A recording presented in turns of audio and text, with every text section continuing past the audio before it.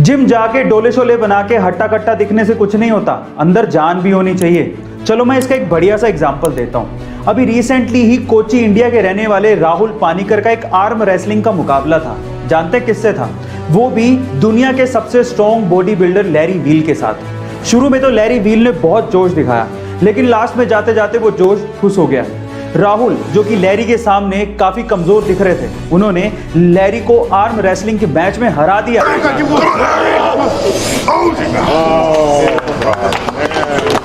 Guys, क्या आपने ये मैच एंजॉय किया था? और अगर नहीं किया है तो जरूर देखिएगा।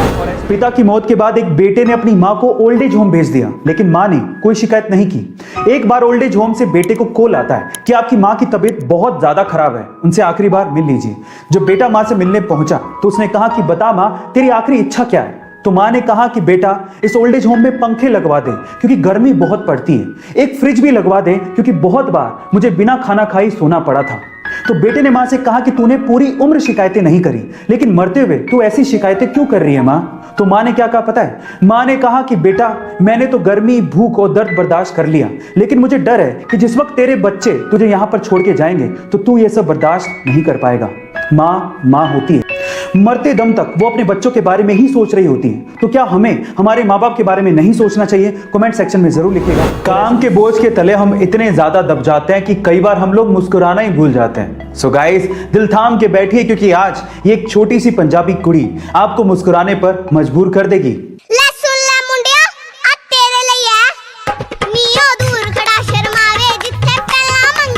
पंजाबी बोलियां सुनाती और गिद्दा पाती इस छोटी सी हूर की परी का नाम है किश्तू। ये सिर्फ 6 साल की है और सोशल मीडिया पे ये छाई हुई है अपनी क्यूटनेस की वजह से, अपनी स्माइल की वजह से और अपनी पंजाबी लहजे में सुनाई गई बोलियों की वजह से। और स्वैग तो बखरा है ही। गाइस, क्या आपको भी इस पंजाबी छोटी सी कुड़ी ने अपना दीवाना बना दिया है? कमेंट सेक्शन में जरूर लिखिएगा। आपने अक्सर गौर किया होगा कि पब्लिक ट्रांसपोर्ट जैसे कि बस, ट्रेन, मेट्रो, इनमें महिलाओं के लिए, बुजुर्गों के लिए और फिजिकली चैलेंज लोगों के लिए सीट्स रिजर्व्ड होती हैं, लेकिन फिर भी इन सीट्स पर आम लोग बैठे रहते हैं। और महिलाओं के आने के बाद भी, या फिर बुजुर्गों या फिर फिजिकली चैलेंज लोगों के आने के बाद भी ये लोग अपनी सीट नहीं छोड़ते। क्या आप उसके पीछे का रीजन जानते हैं? उसके पीछे का रीजन है एजुकेशन, जो कि हमें हमारे बच्चों को स्कूल के शुरुआती दिनों में ही देनी चाहिए, जैसा कि जापान में होता है।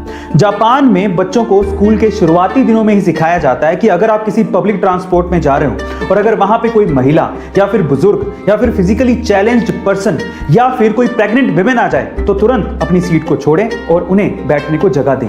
गाइस, क्या आपको भी ये लगता है कि इंडिया में ऐसी एजुकेशन शुरुआती दिनों में ही बच्चों को देनी चाहिए? कमेंट सेक्शन में जरूर लिखिएगा।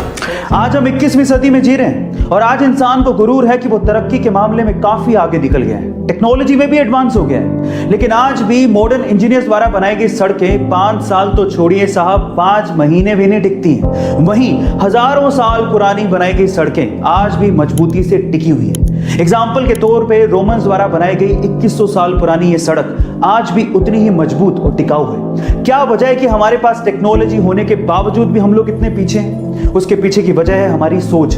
गाइस, आज जूते शोरूम में बिक रहे हैं लेकिन किताबें फुटपाथ पे बिक रही हैं। आज जूतों की कीमतें आसमान छू रही हैं लेकिन किताबें रद्दी के भाव बिक रही हैं। गाइस, क्या आपको नहीं लगता कि हम लोग सोशली एक ब्लाइंड और अंधी डायरेक्शन में जा रहे हैं? क्या आपको नहीं लगता कि हमें अपनी सोच फिर से बदलने की जरूरत है? कमेंट सेक्शन में जरूर लिखिएगा और ऐसे अमेजिंग वीडियोस के लिए शेयर, सब्सक्राइब एंड लाइक। मिलता है अगली वीडियो में।